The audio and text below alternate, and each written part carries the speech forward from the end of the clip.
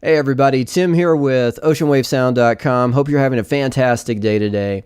I was recently at a live sound training seminar that I was teaching, and when we got to this one concept, it seemed to take my students a little bit longer to wrap their heads around it, and it made me remember when I was first starting out in audio how this concept really got me, and it took me a while to fully understand it, and that is compression. And I know that most every digital soundboard out there for live sound and all the recording softwares have this tool built into it, but oftentimes if you're new to audio or maybe you haven't worked with it before, it can become a little overwhelming, a little daunting, and at best you may start turning knobs, pushing buttons, and you don't really know what it's doing. At worst, you can really mess up your sound. So want to kind of demystify what compression is and what a compressor does for you guys over the course of the next two videos. And so we're going to break this down in easy to digest chunks. And I know you guys are going to get this, and it's going to help make you a better mixer overall. So what is compression? Well, quite simply, compression, think of it as an automated volume fader. And I got to credit Graham Cochran at the Recording Revolution for coining that phrase, and it's so true.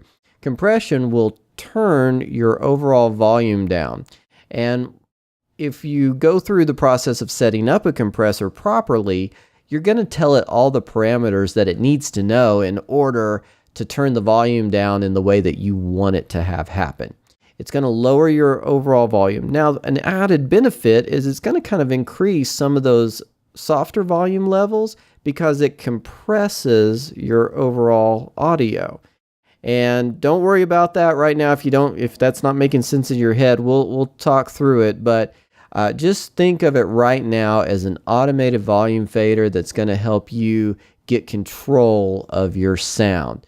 So what I've got loaded up here is a simple session, and it's got just a snare drum in it. So let's take a listen to our snare. This is just raw snare drum, nothing fancy.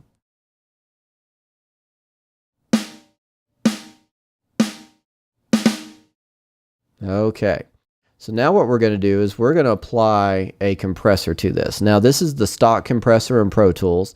Don't be scared of all the knobs and stuff. It's not as difficult as it may appear. And what we're going to do is we're going to focus on this bottom part. And today we're going to cover threshold and ratio. And so I'm going to turn on our compressor, but you'll see that it's not doing anything to our sound.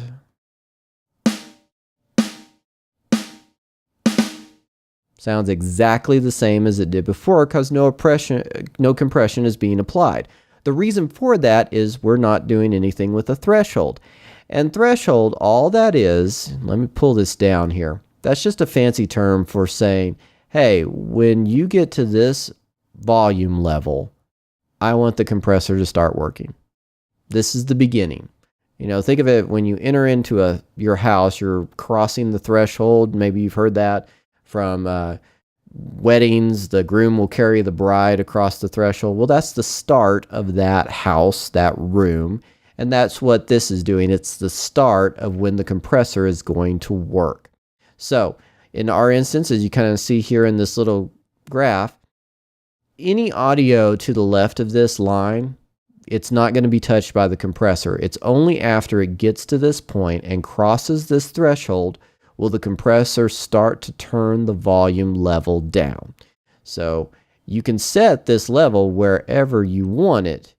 And what you'll hear in just a second is it will dramatically turn the volume down the more we sweep it over to the left here. So let's take a listen. I'm going to start it out at 0, and then I'm going to kind of sweep this down, and you're going to hear the compressor really turn the snare down. Here we go.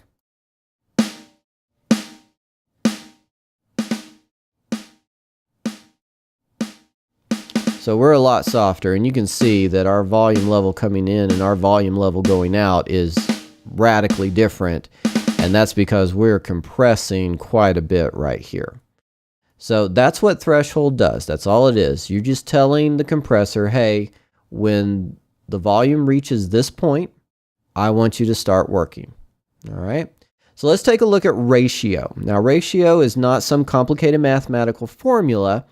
It just very simply says, all right, if our threshold is here, for every 2 decibels of volume that you go over this threshold, I will allow the volume to increase by 1 decibel. All right.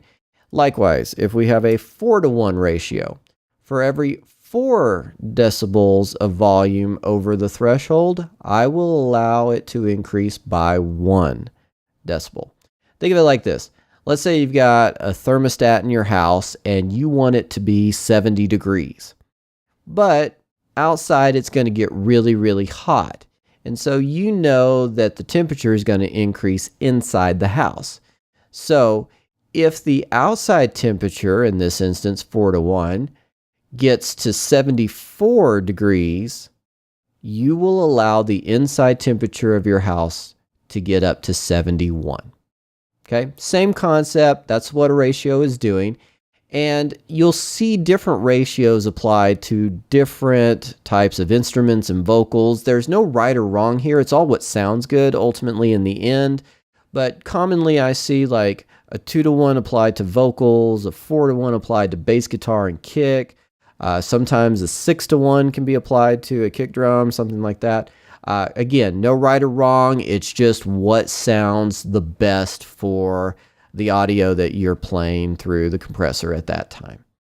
Well, we're going to stop there, give you guys a chance to kind of think through this, play with the threshold and the ratio on your mixing board or on your recording software, see how that affects your audio, and next time we'll talk about attack, release, and gain. Take it easy, guys. Have a great one.